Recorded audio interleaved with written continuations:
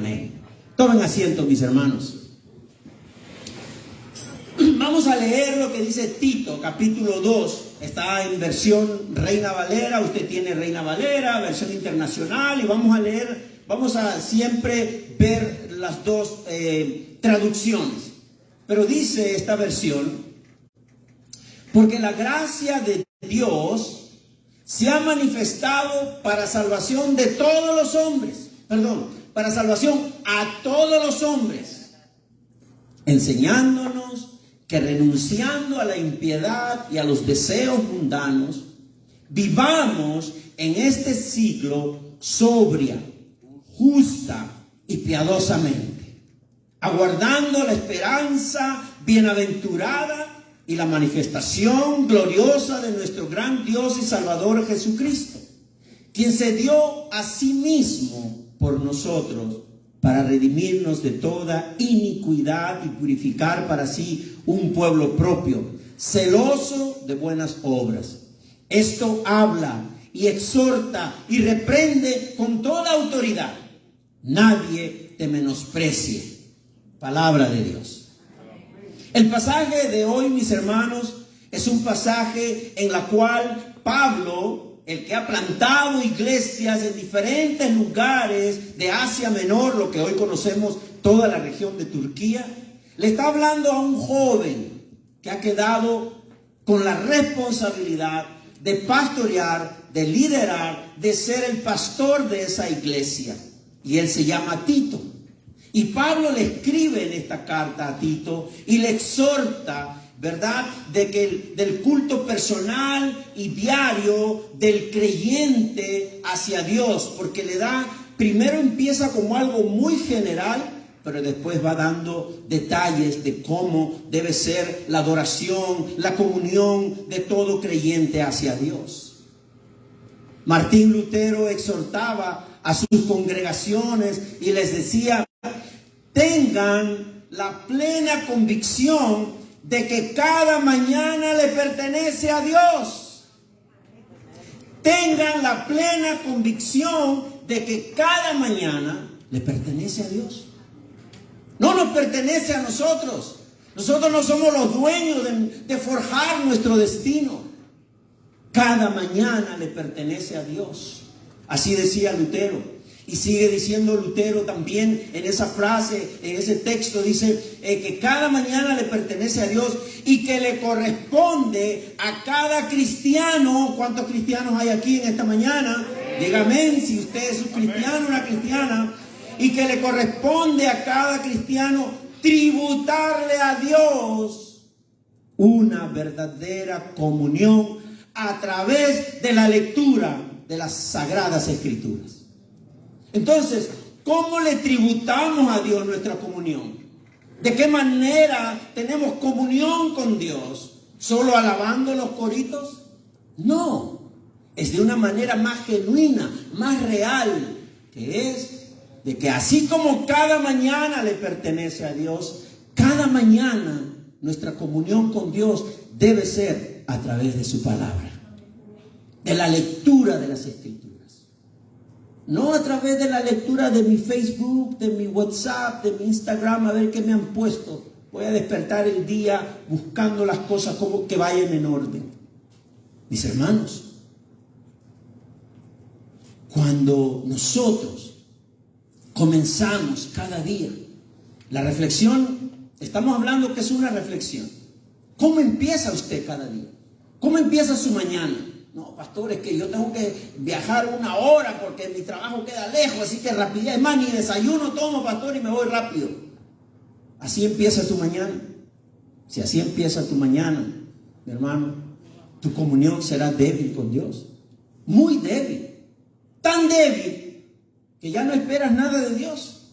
Que tú mismo te enredas y te estresas tanto en solucionar todo lo que está a tu alrededor, cuando debe ser todo lo contrario. Empezar con Dios, porque cada mañana le pertenece a Dios. Cada día le pertenece a Dios. Así que, mis hermanos, debemos comenzar cada día con la lectura de la palabra y con la reflexión de la palabra.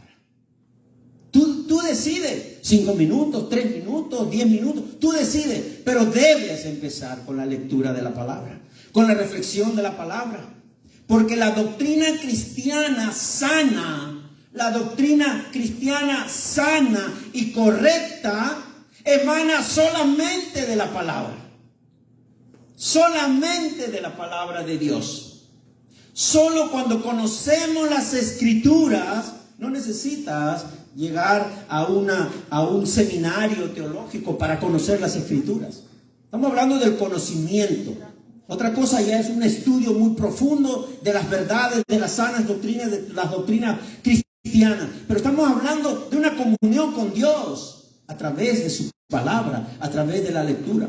Porque la sana doctrina, el texto bíblico correcto emana de las mismas Escrituras.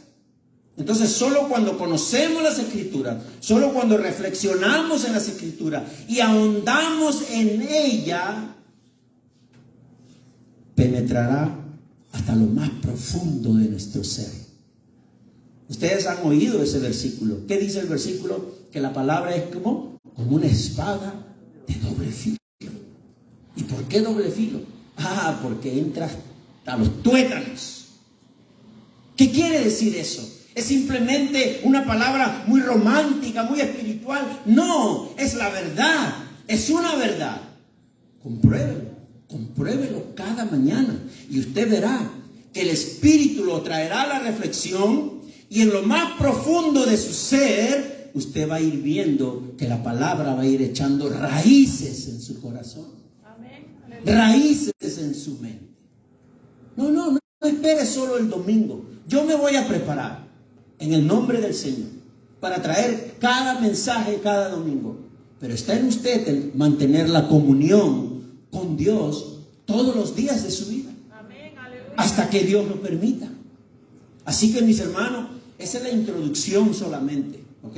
Todavía no ha acabado el mensaje. Vamos a echar raíces y tan profundas son las raíces que traerán buenos frutos. Así que esposo, si su esposa no está haciendo buenos frutos, anímala, aliéntala a que lea las Escrituras. Esposa, si sus esposos no están dando buenos frutos, anímelos, aliéntelos a que lean las Escrituras. Cada uno en esa comunión con Dios. Ahora vamos a entrar al versículo 11. Porque es tan pequeño, son 5 versículos que vamos a ir meditando, reflexionando en cada versículo. Versículo 11, ¿qué dice? Porque la gracia de Dios se ha manifestado para salvación a todos los hombres. La gracia de Dios. El pasaje que nos está diciendo y nos revela algo importante es que la gracia de Dios, ¿y cuál es la gracia de Dios? La cruz de Cristo, el evangelio de Jesucristo. Jesucristo mismo es la gracia de Dios, que se ha manifestado ¿qué? A todos los hombres en el mundo. La gracia de Dios, el evangelio de Jesucristo, la esperanza que tenemos en Cristo se ha revelado y se ha manifestado para salvación a todos los hombres, a todo el mundo. Y la responsabilidad de la iglesia, somos todos iglesia. Esto no es responsabilidad solo del pastor, no es responsabilidad solo de los líderes de la iglesia, es de toda la iglesia, de que todos somos la iglesia. Así que me refiero a los que han confesado a Cristo. Es proclamar el evangelio para que cada ser humano la escuche. Proclamar que la solución al problema de la humanidad, es Jesucristo. Si Jesucristo corriera en las elecciones, todo estaría bien. Pero Jesucristo no está en las elecciones. Mis hermanos, mis hermanas, proclamar que la solución del problema de la humanidad es Jesucristo y que el problema de la paga del pecado ya ha sido resuelto en el sacrificio de Jesucristo en la cruz del Calvario. Ya está resuelto, ya está hecho. Pero ha sido resuelto ¿mediante qué? Mediante la gracia de Dios. Mediante la gracia de Dios. que es un regalo, ojo, es un regalo, es a gift,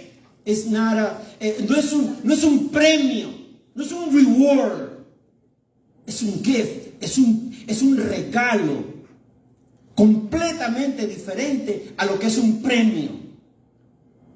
La gracia de Dios es un regalo, no un premio. Esa debe ser nuestra proclamación de salvación a toda la humanidad. Nuestro deber es proclamar el mensaje que la gracia de Dios, o sea, la salvación a todos los hombres. Tenemos que proclamar el evangelio a todos los hombres, a todas las personas. Dios nos llama a proclamar el evangelio a todos. Ojo, ¿qué dice ahí? Porque la gracia de Dios se ha manifestado, el evangelio, ¿verdad? El evangelio se ha manifestado, ¿qué? Para salvación. Es un evangelio para salvación a todos los hombres. Nuestro deber es proclamar ese evangelio de salvación a todas las personas, pero la conversión de las personas, pero el paso de fe de las personas o la salvación de las personas depende del llamado de Dios a través de la obra del Espíritu Santo. Se dice que la gracia, el evangelio se ha manifestado para salvación a todos los hombres. No dice que sea la gracia de Dios salvación para todos los hombres, sino que se ha manifestado, se ha proclamado, se ha extinguido, se ha hablado del evangelio a todos los hombres. Pero la conversión solo depende de Dios, del llamado que Dios haga de manera individual a cada ser humano. Pablo desarrolla este pasaje desde lo general a lo particular, detallando también los deberes de un cristiano, los deberes de un creyente. Pasemos al versículo 12. ¿Qué dice el versículo 12? Enseñándonos que renunciando a la impiedad y a los deseos mundanos, vivamos en este siglo sobria, justa y piadosamente. Ahora habla de nosotros directamente con respecto a nuestra conducta cristiana, con respecto a desarrollar esa vida cristiana en nosotros. ¿Qué quiere decir el versículo 12? ¿Qué deberes está exhortando Pablo a Tito y a toda la congregación? Hay varias cosas ahí. Primero, ¿qué dice? Renunciar a la impiedad. Renunciar. Giving up. Vamos a renunciar a la impiedad. O como dice Nueva Versión Internacional, dice rechazando la impiedad. Por un lado dice renunciando a la impiedad, Reina Valera. Nueva Versión Internacional dice rechazando la impiedad. ¿Qué quiere decir eso? Analicemos la palabra renunciar. ¿Alguna vez usted ha renunciado? Analice qué envuelve su acto de renunciar. ¿Qué es renunciar? En definición, toda renuncia, ¿qué implica? Un acto de voluntad. Usted renuncia como un acto de voluntad, dejando atrás lo que ya no importa, ya no me interesa, me voy de este trabajo, ya renuncié, aquí me explotan demasiado, no me importa, quédate con tu trabajo, dicen algunos. Renuncian. Por eso que por ahí algunos trabajos están dando un incentivo más, ¿verdad? Para que se quede uno. Renunciar es un acto de voluntad, dejando atrás lo que ya no importa. Por ejemplo, puede haber varias razones del por qué una persona renuncia al trabajo. Alguien podría renunciar a su trabajo por presiones indebidas. Otros podrían renunciar porque consiguieron una nueva oportunidad laboral, donde le paguen más o de mejores condiciones. Algunos posiblemente renuncian porque se van a otro estado o a otro país. También hay razones para renunciar. Pero cuando nos referimos a la renuncia de nuestros pecados, cuando nos referimos a rechazar la impiedad, cuando nos referimos a renunciar y abandonar y a dejarlo todo atrás porque no nos importa, mis hermanos, Estamos hablando de apartarnos, de dejar atrás, de apartarnos de lo mundano, porque a causa de nuestra conversión, ahora somos creyentes, nuestra naturaleza debería ser, como dice Pablo, sobria, justa y piadosamente. ¿Qué sería lo contrario de sobrio? Borracho, fuera de toda enfoque. No, sobrios, entendidos, claros en el asunto, es lo que está diciendo Pablo. Justa, que todo lo que hagamos, que todo lo que pensemos y todo lo que decimos sea como si fuera Cristo mismo. ¿Qué diría Cristo en esta situación? ¿Cómo respondería Jesucristo en esta situación? ¿Qué pensaría Cristo en esta situación? ¿Cómo hablaría Cristo en esta situación? Eso es actuar de manera justa. ¿Y qué más dice? Piadosamente. ¿Qué quiere decir piadosamente? Muy reverente al Señor. Amar a Dios, pero amar al prójimo por sobre todas las cosas. Porque si amas a Dios y amas al prójimo, es porque te amas a ti mismo. Y si no te amas a ti mismo, es porque no has hallado el amor de Dios todavía en tu vida. Y solo Cristo te puede traer ese amor verdadero, que es el amor de Dios. ¿Cuántos dicen amén? ¿Cuántos se alegran? Denle un aplauso grande al Señor. Tenemos una nueva naturaleza. Tenemos una nueva naturaleza. Por lo tanto, deberíamos mostrarnos de manera sobria en todo momento. Deberíamos mostrarnos de manera justa en todo momento, en todo lugar, piadosamente, en cualquier situación. Esta es una nueva naturaleza en la que nosotros estamos envueltos. Mis hermanos, la nueva naturaleza, en esa nueva naturaleza estamos llamados a renunciar, mis hermanos.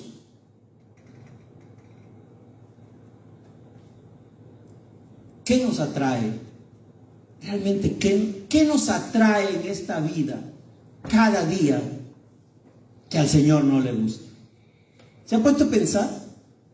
Qué buen tiempo para reflexionar con la palabra. ¿Qué nos atrae que al Señor no le gusta? Reflexionemos en eso. ¿Qué nos envuelve que al Señor desagrada? ¿Qué nos envuelve? ¿Qué nos da placer que para el Señor es algo de repente detestable? Mis hermanos, es tiempo de reflexionar.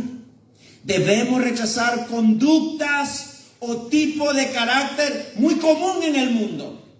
¿Cuáles son las conductas comunes del mundo, de lo mundanal? ¿Cuáles son las conductas comunes? Las iras, los pleitos, ¿verdad? Las envidias, los chismes, el maltrato al prójimo. Esa es la conducta de lo mundanal. De eso nos dice Pablo, que vivamos piadosamente. Es todo lo contrario. Mis hermanos, Pablo dice que como cristianos ya no pertenecemos a esas cosas. Aleluya. Ya no pertenecemos a esas cosas. Usted debería sentirse extraño cuando sale la ira desde sus poros. Usted debería sentirse extraño si la lengua le da por el tiquitiqui. Usted debería sentirse extraño de mirar a las personas y despreciarlos. Porque usted es una nueva naturaleza. ¿Is it happening with you? ¿De verdad está pasando eso contigo? ¿O con nosotros? Mis hermanos, debemos rechazar todas esas cosas. Por eso renunciar a la impiedad debe surgir después de una reflexión profunda. ¿Y sabe qué? Eso es lo lindo de la palabra de Dios. Porque cada vez que abrimos una página, ¿cómo nos confronta? ¿Cómo nos confronta que a veces ya ni queremos seguir leyendo porque nos sentimos culpables, ¿verdad? Sentenciados. Pero no se sienta sentenciado. Pida perdón porque la sangre de Cristo ha limpiado todos sus pecados.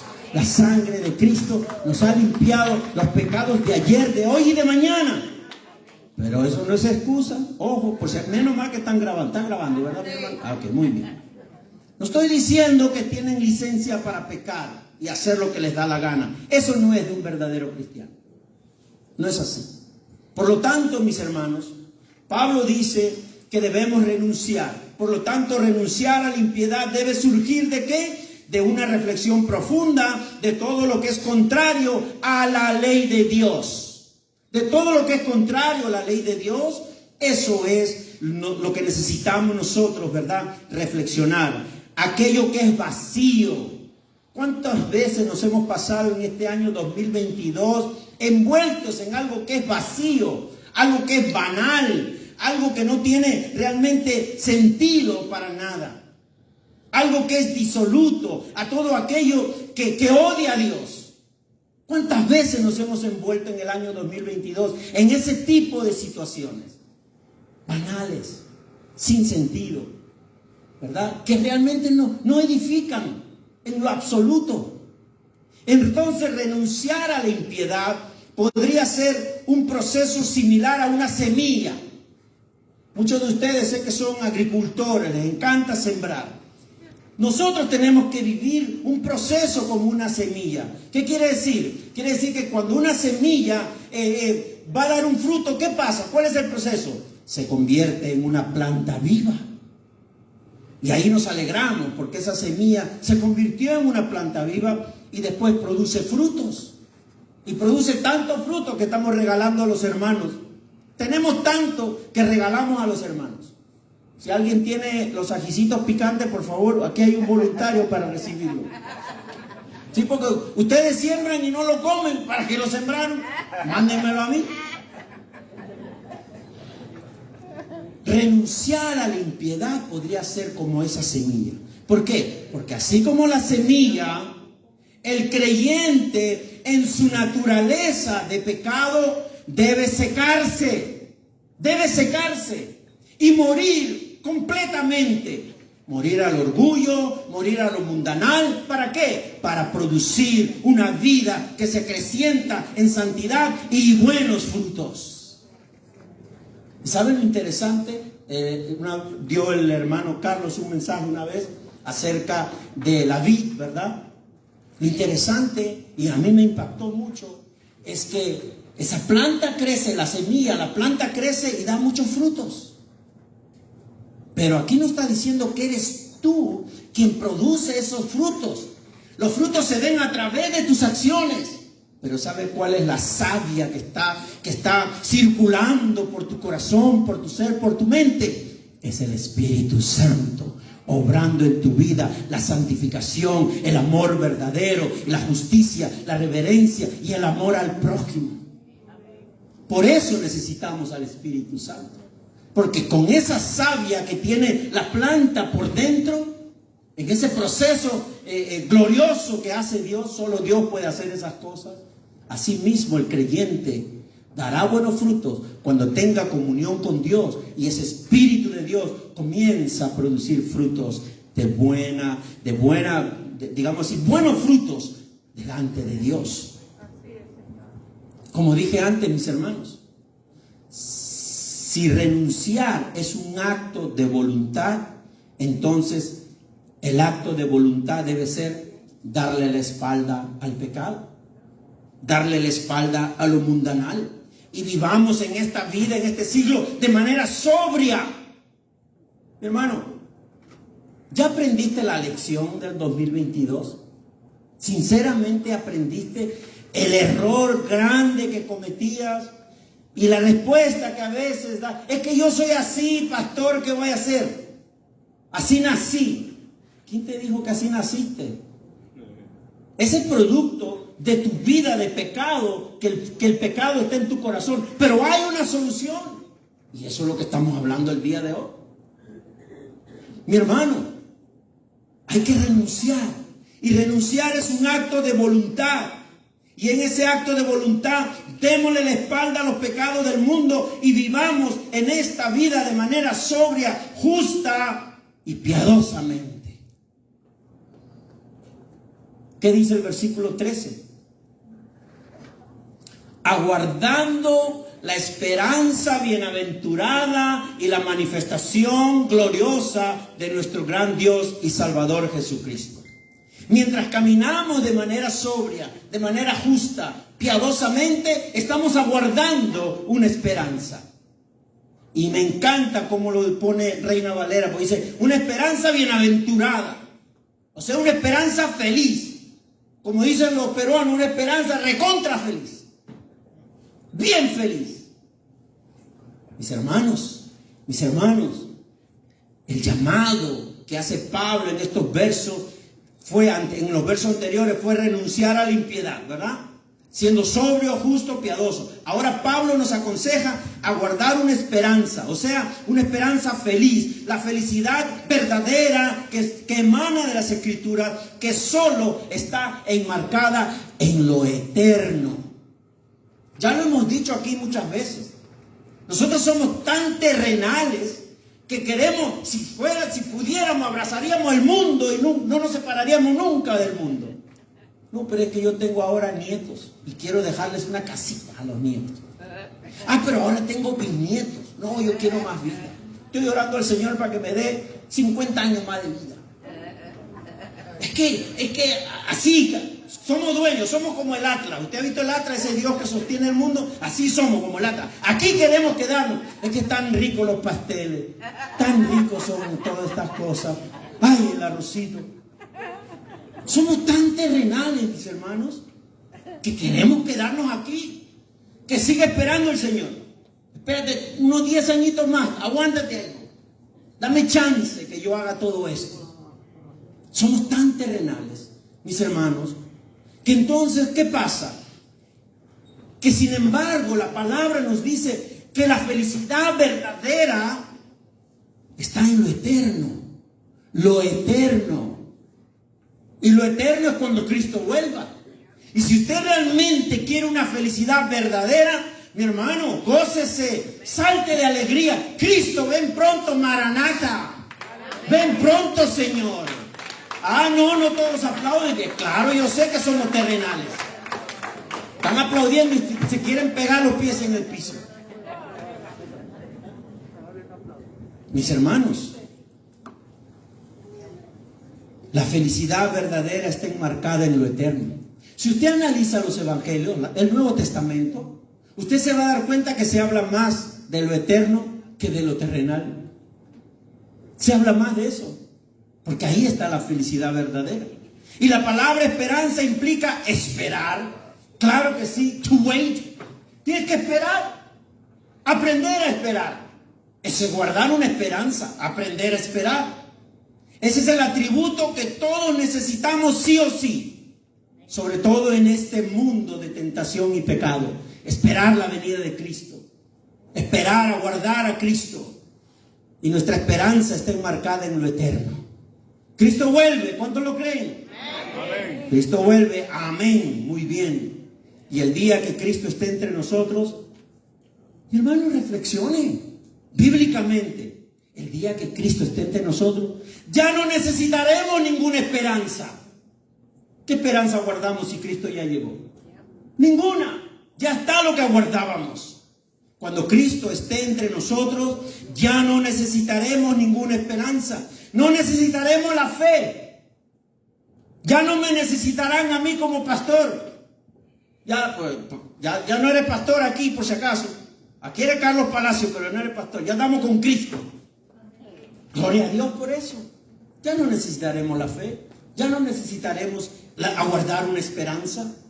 Absolutamente. Pensemos, mis hermanos. Analicemos lo bíblico. Porque lo que creíamos sin ver, entonces lo vamos a ver. Vamos a estar con Él. Vamos a vivir con Él.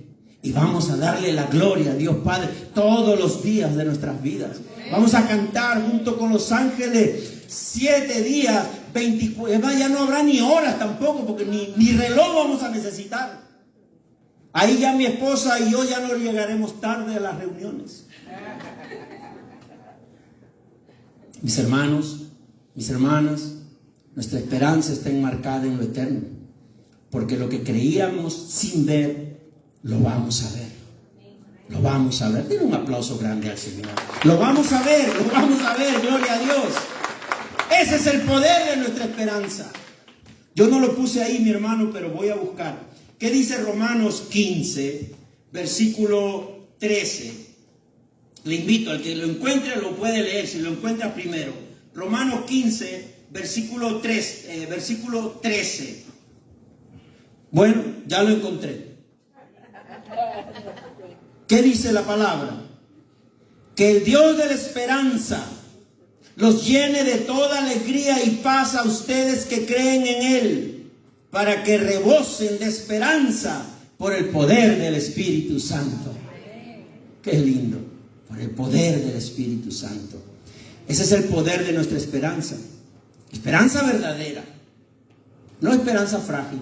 ¿Usted se da cuenta que el mundo nos ofrece una esperanza frágil? Una esperanza efímera, inútil, y a veces esperanzas falsas o falsas esperanzas. Las religiones que no son cristocéntricas, escúcheme bien, mi hermano, las religiones que no son cristocéntricas ofrecen esperanzas antibíblicas. ¿Qué le ofrece por ahí una religión a sus seguidores? Un harén de 12 mujeres en el cielo. Así que, mi hermano, no se aferre a esa esperanza, porque es puro cuento chino, como decimos nosotros. 12 mujeres, allá. Voy a vivir toda mi vida haciendo obras para ese Dios en el que yo creo, porque voy a esperar 12 mujeres.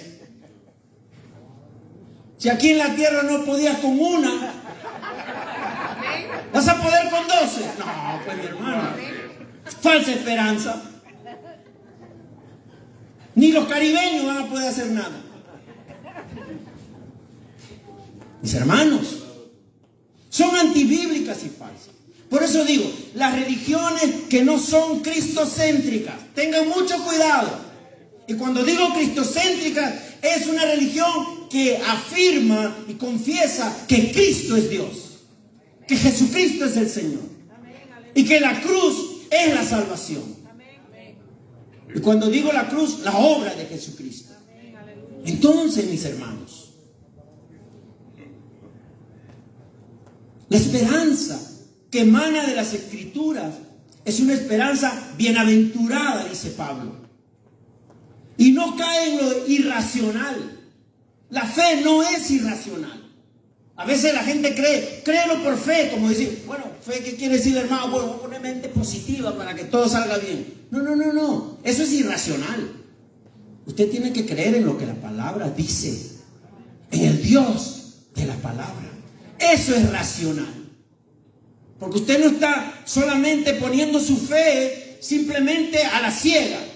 Usted pone su fe porque ha conocido en quién pone su fe. En quién está poniendo su fe. Por eso digo, mis hermanos, que no caen en lo irracional, sino que la revelación racional de Jehová, en el control soberano de Dios de todas las cosas, es una esperanza que está basada en la manifestación gloriosa de nuestro Dios y Salvador Jesucristo. ¿Qué dice Pablo? Manifestación gloriosa de nuestro gran Dios y Salvador Jesucristo.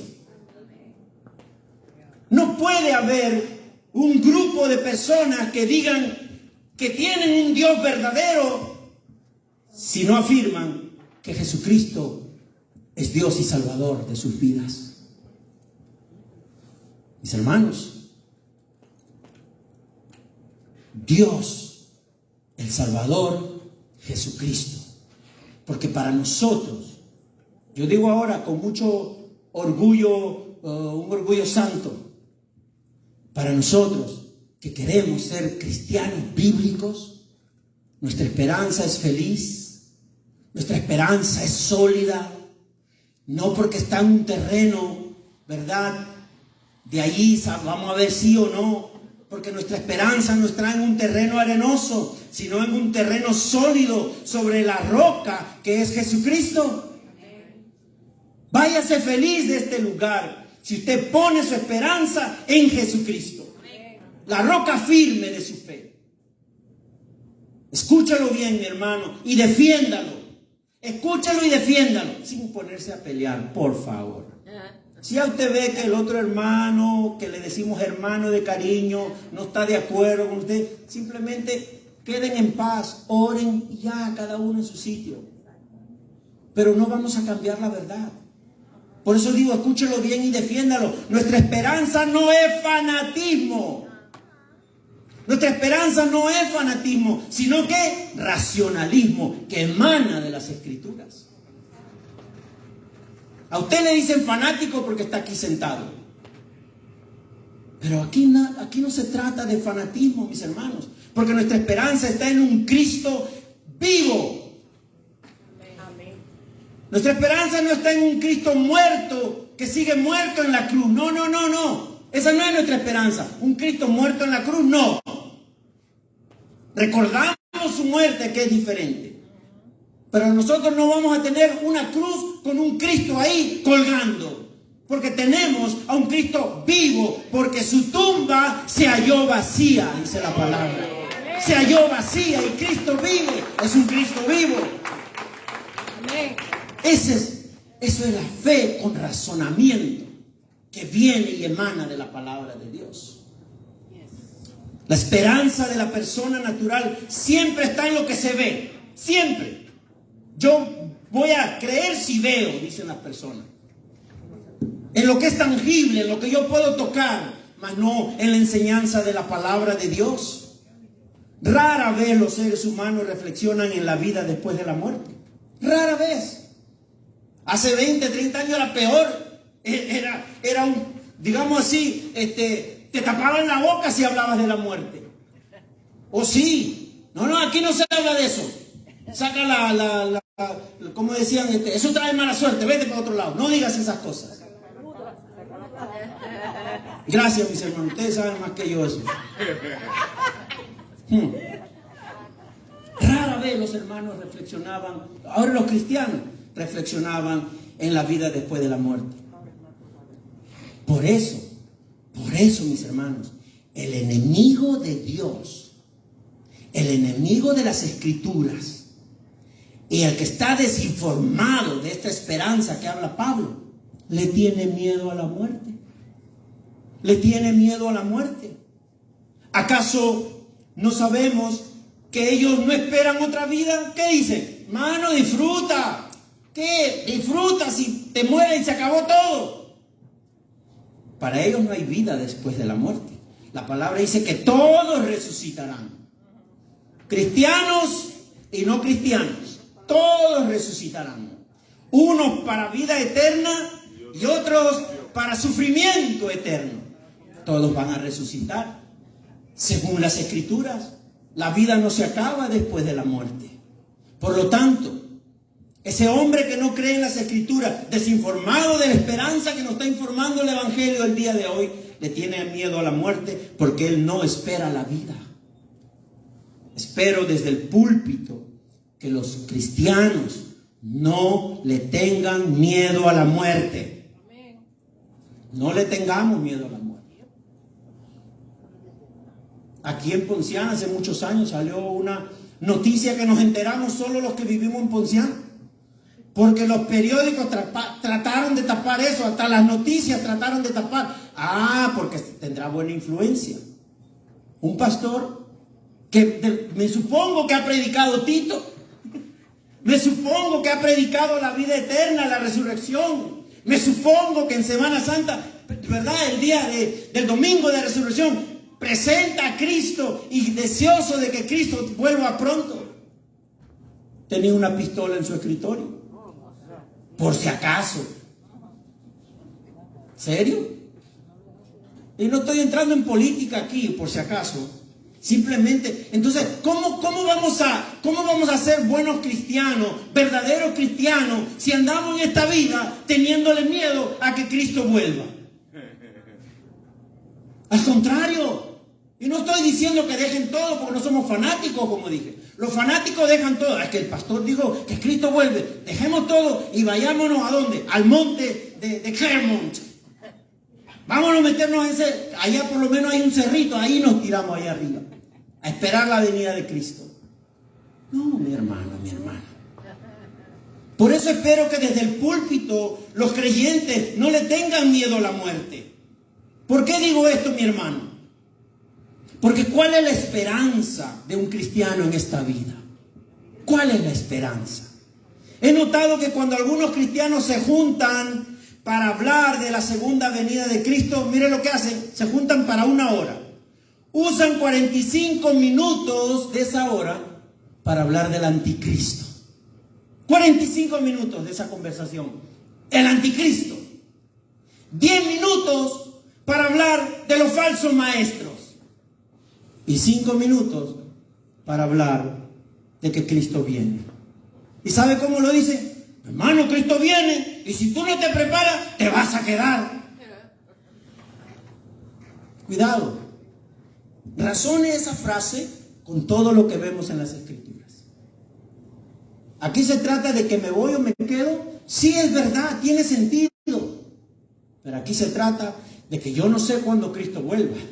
Pero hasta que Cristo vuelva, yo debo vivir de manera piadosa, justa, sobria, renunciando a la impiedad, renunciando a los deseos mundanos. Esa es la verdadera espera de un creyente. Esa es la verdadera espera. Y si usted vive así, hermano, si usted creyó en Cristo, no se preocupe, que el Señor viene por usted. El Señor viene por los suyos, dice su palabra. Mi hermano, mi hermana, hoy Pablo nos habla de esa misma esperanza gloriosa, que es la manifestación gloriosa de nuestro gran Dios y Salvador Jesucristo. Y esa verdad no merece 5 minutos. Esa verdad no merece 5 minutos. Esa verdad merece todo nuestro tiempo, toda nuestra conversación, horas que nos permita gozarnos de la esperanza de que Cristo vuelve. Qué lindo sería que nuestra conversación en 1 hora sea gozarnos de que Cristo vuelve. Esperanzarnos de que Cristo vuelve. Gracias, Señor. Como dije, desde este púlpito espero que los cristianos no le tengan miedo a la muerte. ¿Cuál es la esperanza de un cristiano en esta vida? Yo traje una respuesta a eso de un documento histórico para la Iglesia de Jesucristo. Ojalá alguno de ustedes lo pueda leer algún día. Se llama el Catecismo de Heidelberg, que nació después de la Reforma en Alemania, justamente en una ciudad llamada Heidelberg. Y ahí nació este documento para reafirmar que los verdaderos creyentes no podían entrar en herejía y que tenían que estar seguros en medio de toda la persecución. ¿Cuál era nuestra esperanza en esta vida? Y justo la primera pregunta habla de eso. ¿Qué dice la primera pregunta, mi hermano? Yo creo que lo escribí ahí. Y catecismo no tiene nada que ver con la Iglesia Católica Romana, por si acaso. Catecismo es una palabra del español antiguo que quiere decir enseñanza, enseñar. Catecismo no tiene nada que ver con una doctrina católica romana. ¿Qué dice Catecismo de Heidelberg? ¿Cuál es tu único consuelo, tanto en la vida como en la muerte? Y la respuesta dice que yo, con cuerpo y alma, tanto en la vida como en la muerte, no me pertenezco a mí mismo, sino a mi fiel Salvador Jesucristo, que me libró del poder del diablo, satisfaciendo enteramente con preciosa sangre por todos mis pecados, y me guarda de tal manera que sin la voluntad de mi Padre Celestial, ni un solo cabello de mi cabeza puede caer. Antes es necesario que todas las cosas sirvan para mi salvación. Por eso también me asegura, por su Espíritu Santo, la vida eterna, y me hace pronto y aparejado para vivir en adelante según su santa voluntad. Usted dirá, pero pastor, eso lo escribió un hombre. Sí, escribieron varios hombres, pero basado en textos bíblicos. Y si usted lee todos estos versículos, de seguro que usted va a estar de acuerdo en ese párrafo como respuesta a la pregunta: ¿cuál es tu único consuelo, tanto en la vida como en la muerte? ¿Cómo te sostienes diariamente? ¿De dónde recibes el consuelo?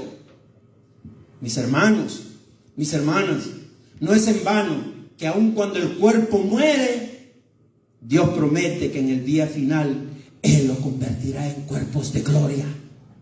En cuerpos de gloria. Esa esperanza feliz es lo que debemos aguardar diariamente. Diariamente. Mi hermano, pasemos al verso 14 que ya estamos concluyendo. ¿Qué dice el 14? Quien se dio a sí mismo, está hablando de Jesucristo, quien se dio a sí mismo por nosotros para redimirnos de toda iniquidad y purificar para sí un pueblo propio, celoso de buenas obras. Sigamos reflexionando. Este versículo tiene un contenido teológico, como dicen los puertorriqueños, brutal. Un contenido brutal. Claro. Y preste atención. Notemos algo cuidadosamente. Mire lo que dice. Quien se dio a sí mismo por nosotros para redimirnos de toda iniquidad y purificar para sí un pueblo propio.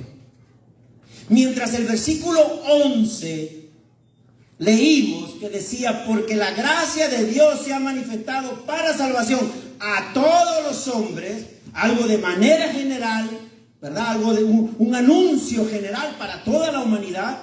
El versículo 14 habla de la redención particular, solo de los suyos. La redención no a todos los hombres, sino solo a su pueblo. Solo a su pueblo. Todavía falta que el Señor siga llamando a todos los que son suyos, a su pueblo.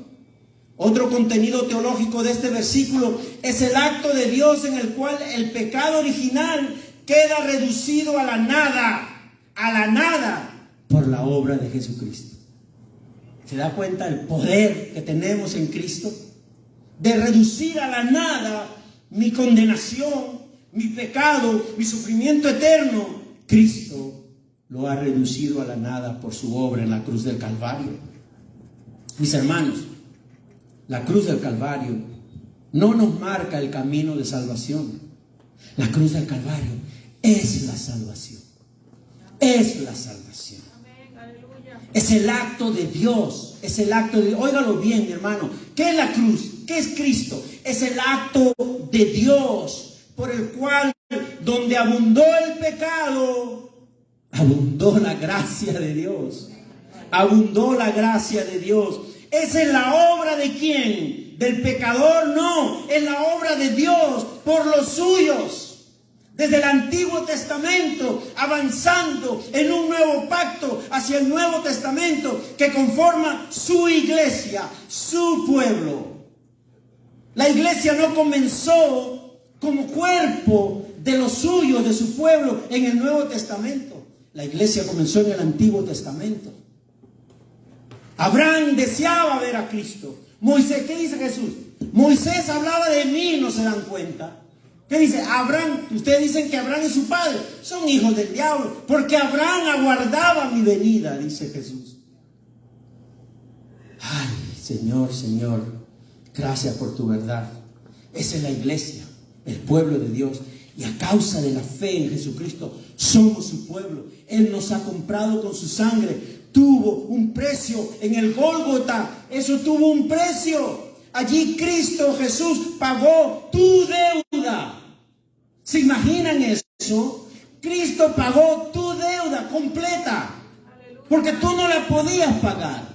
Él la pagó en la cruz. Ahora eres libre si crees en Cristo. Ya no tendrás condenación porque Cristo lo ha pagado todo. Aplauda a mi hermano mientras yo respiro.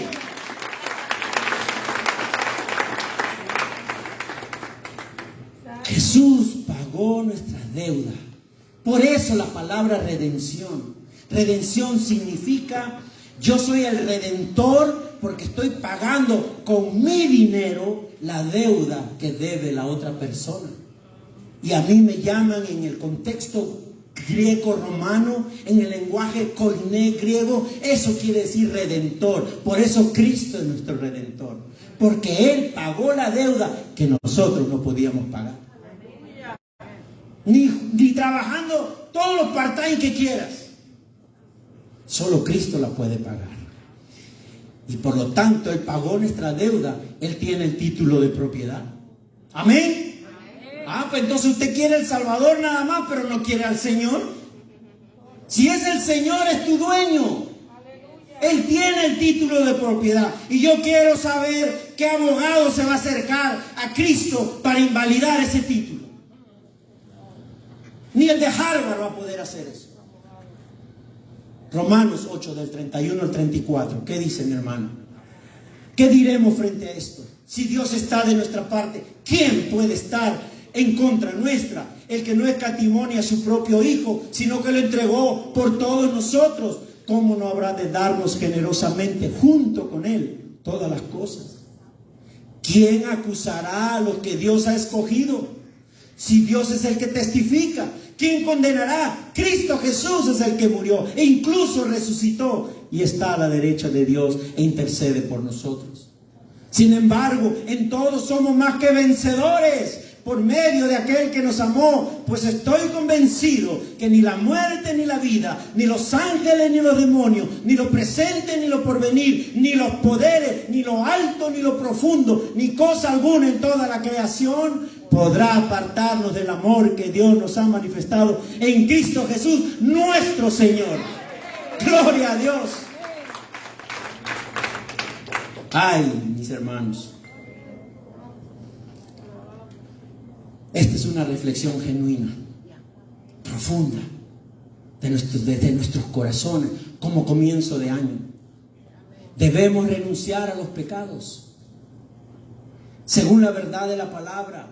Debemos renunciar. Observe lo que Pablo añade en el 14b, que sigue mi hermano. En el 14b dice, y purificar para sí un pueblo propio, celoso de buenas obras. ¿Qué quiere decir eso? Hay un pueblo de Dios en este lugar. ¿Hay un pueblo de Dios aquí? Amén. Hay un pueblo, amén. Así hay un pueblo de Dios. Ese pueblo tiene que renunciar a la impiedad. Tiene que renunciar a la impiedad. Ese pueblo que renuncia a la iniquidad, ese pueblo que renuncia a los deseos mundanos, es aquel que se vuelve celoso para hacer buenas obras. ¿Se da cuenta? Para hacer buenas obras. Mis hermanos, ese pueblo que renuncia a todo lo mundano es la sal y la luz de esta tierra. Por eso ese versículo tiene sentido. ¿Qué dice el versículo, mi hermano, el que sigue? El que sigue, mi hermano, por favor. Oh, ya no está ahí, ¿verdad? ¿Qué dice Mateo 5:16? Somos la sal de este mundo. Somos la luz de este mundo. Entonces ahora tiene sentido. Ahora tiene sentido. Verso 15 para terminar. ¿Qué dice? Esto habla, le dice Pablo a Tito. Habla, Tito, habla, exhorta, proclama, reprende con toda autoridad. Que nadie te menosprecie. Es que él era jovencito. Él era muy joven comparado a lo que se entendía como un maestro, como un verdadero sacerdote del pueblo de Dios. Los sacerdotes comúnmente tenían que tener la barba larga, ¿verdad? Su barba larga, con sus atuendos ahí gloriosos, ¿verdad? Pero cuando ven a un jovencito que ni barba le sale, yo tengo 6 meses y no me sale nada. Pero bueno, esa reflexión que Pablo le dice a Tito es muy personal. El pastor de la iglesia de Creta, de la isla de Creta, allá en Grecia, le dice, esto habla y exhorta, reprende con toda autoridad. Primero veamos lo que dice, habla y exhorta. Quiere decir, habla al pueblo, enséñale, que reflexionen, que piensen, que mediten en la palabra de Dios, que tomen acción en esas cosas. Eso es lo que nos demanda el Señor, que hablemos, que ustedes mediten, que reflexionen, que tomen acción a las cosas que están aprendiendo. Por eso decimos, no solamente debemos ser oidores, sino también hacedores de la palabra de Dios. Mis hermanos, yo dije desde un principio que debemos comenzar cada día con la lectura y la reflexión de las Escrituras. que fortalezcamos nuestra comunión con Dios. ¿Cómo? Por intermedio de la palabra de Dios. ¿Realmente usted anhela que Dios le hable? Yo me quedo admirado cuando una persona me dice, Dios me habló. Qué lindo se oye eso, mi hermano. De verdad que se oye precioso. Dios me habló. El problema que yo tengo personalmente, es que yo no puedo garantizar 100% que la persona me diga, Dios me habló. Porque yo oigo la voz de Dios cuando leo su palabra. Entonces cuando yo digo, Dios me habló, y si la persona me dice, ¿y cómo fue que te habló? Es que yo me senté y comencé a leer un versículo bíblico y ahí escuché la voz de Dios. Amén. Yo no estoy diciendo que esa persona está mintiendo. Simplemente que yo estoy diciendo que yo no puedo garantizar si de verdad le habló. Pero si me dice que leyó un versículo y que en ese versículo Dios le habló, porque mis hermanos, ¿sabe una cosa? Si usted quiere oír la voz de Dios, abra su Biblia, lea pasajes, capítulos, versículos, y usted va a oír palabra de Dios. Usted va a oír la voz de Dios. Usted va a oír la voz de... Es más, si yo arrancaría una hoja ahora mismo, saldría la sangre de Cristo, porque Cristo está en todas las hojas de las Santas Escrituras. La obra de Cristo, la cruz, la sangre de Cristo está en todo el Evangelio y en todo el Antiguo Testamento. Reprende, le dice Tito, con autoridad. ¿Y por qué reprender con toda autoridad? Autoridad en este pasaje no se refiere a ejercer un dominio autoritario. Ojo, no es dominio autoritario, no es absolutista ni dominador. Es reprender con la autoridad de la palabra de Dios, que no se equivoca. Es reprender con la palabra de Dios. Hoy mi hermana Maritza ha orado de acuerdo a la palabra, nos ha animado a seguir adelante teniendo fe en el Señor. El coro ha cantado alabanza, y si usted se toma el tiempo de evaluar las letras de las alabanzas, de seguro que estará de acuerdo porque son bíblicas. Nuestro hermano en el tiempo de diezmo y ofrenda nos ha traído una reflexión desde la palabra. Así debe ser la iglesia de Cristo, desde la palabra. Y mi conclusión esta mañana es que como comienzo de año nos presentemos todas las mañanas delante del trono de gracia. Hemos sido exhortados a vivir sobriamente, justamente, piadosamente, delante de Dios y de los hombres. Por eso, mis hermanos, desde hoy mantengamos la palabra firme, sin retroceso, sin miedo. Y los voy a retar con esta pregunta. ¿Qué podrías hacer esta semana? Ojo, escúchelo bien. ¿Qué podrías hacer esta semana para que lo que hoy aprendiste impacte tu vida? ¿Qué vas a hacer para que lo que has aprendido impacte tu vida? Es más, ¿qué podrías hacer esta semana para que lo que hoy aprendiste impacte la vida de tu familia? De tu familia. Recordemos, mi hermano, que el centro del Evangelio es Cristo Jesús, nuestra esperanza de santidad y gloria. ¿Cuántos dicen amén? Denle un aplauso grande al Señor. Vamos a ponernos de pie, mis hermanos. Vamos a concluir orando, despidiéndonos de este lugar y pasando allá a tomarnos nuestro cafecito, a gozarnos. Y pongamos, mi hermano, ya sabe, hoy no está la alabanza en la cruz, sino la próxima, la que es el saludo del cristiano, para que los hermanos se saluden al final y se queden en el tiempo de café. Vamos a orar. ¿Me acompañan en oración? Mis hermanos, ¿de verdad me acompañan en oración? Oremos, ¿sí? Oremos todos juntos. Gracias, Señor, te damos. Gracias por este primer domingo de adoración, de alabanza, de oír tu palabra. Gracias te damos, Señor, que tu palabra alumbre y guíe nuestras vidas, que alumbre y guíe nuestros corazones de ahora en adelante. Que el conocimiento de todo lo que ha implicado nuestra salvación sea la base de nuestra renuncia constante a los pecados del mundo. Ayúdanos, Señor, Ayúdanos, mi Dios, y que tu Espíritu reprenda nuestras vidas, nos convenza de tu verdad.